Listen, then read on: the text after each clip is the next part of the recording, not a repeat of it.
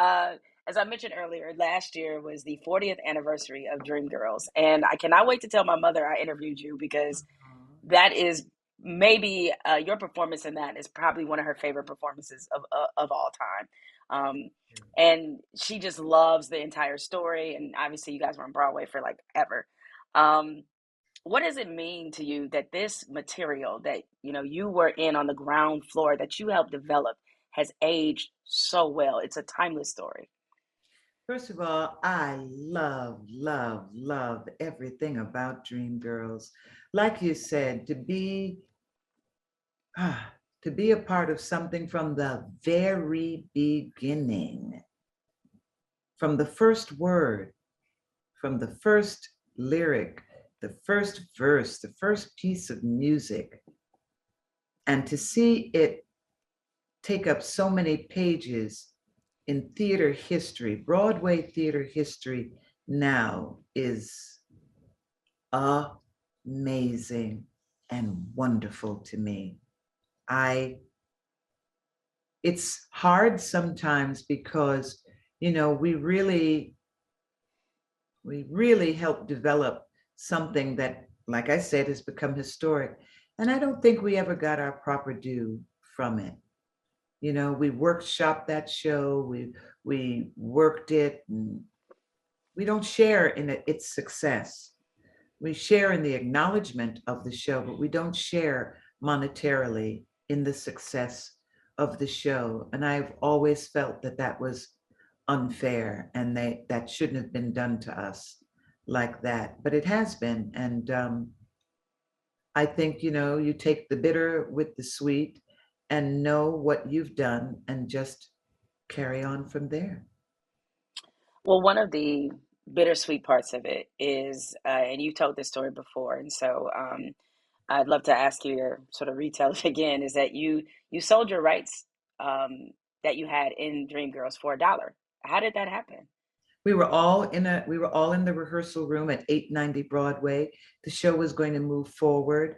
And there were some people that had closer relationships with productions than, the other group of people. And they brought in this piece of paper and they told us to sign it. And it was in rehearsal. And I really felt, we should get somebody to read it, but it had to be signed by all of us, and the pressure was on that it had to be signed right then, or if not, we didn't move forward. And you're like 22 years old, and it's like all your dreams coming true and all, and we signed it away, and that was it. We've gotten basically nothing. We didn't get a copy of the Grammy to hang on my wall, didn't get a copy of the Tony to hang on the wall. And you know, that was that. That was that. Uh, so for was there any period of time because you know how the business end didn't work out? Um, did you? I don't know. How did you feel about Dreamgirls? Like seeing it become what it became, this institution. Was it seeing the success of it? Was that hard to see? No, no, no, no. I think what was hard was when they were doing the movie and they just acted like Hmm. you had never created this.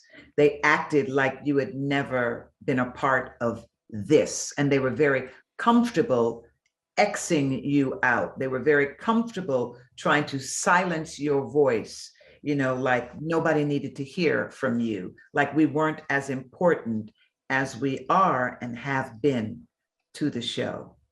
That hurt. But guess what? I was at the Tyler Perry opening of his studio, and I had on this beautiful gold and yellow beaded gown that my husband had picked out for me. And I walked in and walked down the stairs, and down at the bottom of the stairs, right in front of me, in an equally beautiful gold and yellow gown, was Beyonce. And she turned to me with open arms and she said, "Thank you, Miss Ralph. I want to thank you for everything that you have done for me and the girls." And I was like, wow. Don't make me start crying up in here. But, that I felt, of course, it doesn't heal all the wounds, but she said it, and that was that. Yeah, I mean, the fact that she, went out of her way to do it, that had to be pretty, meaningful for you. I still, As you, I still go think, ahead. I still think to this day, had I been asked to coach or talk with her about that performance, about the evolution of Deena, she would have won something, Mm, because to me, the direction for her as Deena was not, it wasn't the winning direction of Deena. Her performance, and she has it. There was still, and I was just like, oh my God, no, it's this. And it's just, sometimes it's just small things. And I said, you can be above that. But anyway, that's lipstick and lashes under the bridge. mm. You mentioned your husband a moment ago, and the Pennsylvania State Senator, Vincent Hughes. How are you two able to balance you having a full acting career, him being a politician of all things? How are you guys made that work? You know what?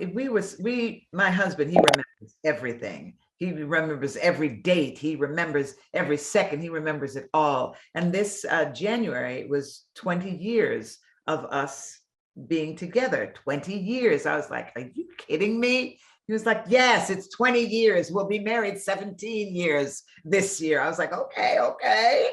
But we always knew that he could not leave Pennsylvania. He wasn't leaving Pennsylvania. That's his career. That's what he's worked for. He had his two children. We always knew I was not leaving California. I have my career. I have what I've been building my whole life, and I have my two children. So, everybody knows when you have children, nobody's children can just leave the state. You have to have a whole lot has to go on before children leave the state to go live with anybody other than their parents. So it was best that we both have our two children, have our lives, and live our lives in our state, and one of us would have to commute. And for the past 20 years, that one has been me, because I travel and have the ability to travel much more than he does. He spends a lot of his time in his constituency and at the Capitol. So that's what they do. And for me, I travel, and it has worked out beautifully. For 20 years, we basically see each other like every 2 weeks, and that works out beautifully. Every time I see him, I'm happy to see him. Every time I'm leave, I'm happy to leave. And then I look forward to seeing him again. So, Now, you said you guys have been married 17 years. yeah. I saw a picture you posted on your Instagram of who your bridesmaids were. Oh, This yeah. might be this might be the goat of all bridesmaids groups. I tell people who are your bridesmaids, Miss Cheryl. Patti LaBelle. Patti LaBelle. You almost can stop it right there, but it gets better. It gets better. I was like, Patti LaBelle, sit your way. Patti LaBelle. Patti LaBelle, who actually was upset that I did not ask her to sing. And for me, I really wanted the bonds of friendship and sisterhood. I did not want her to think that I was asking her to be in my bridal party because I wanted her to sing. No, I wanted your sisterhood. I wanted your friendship. So Patti LaBelle, uh, Loretta Devine, Jennifer Lewis. Jennifer Lewis was also upset that I didn't ask her to sing. And Jennifer Lewis, now you have to imagine this, because this is true. The doors are about to open for the bridal party to come down the aisle. Jennifer Lewis pulls me aside, I'm the bride, and says, now, Ralph, I know that this is your wedding, and it is you, the bride. but I may never have one of these. And so, when those doors open, it is all about me.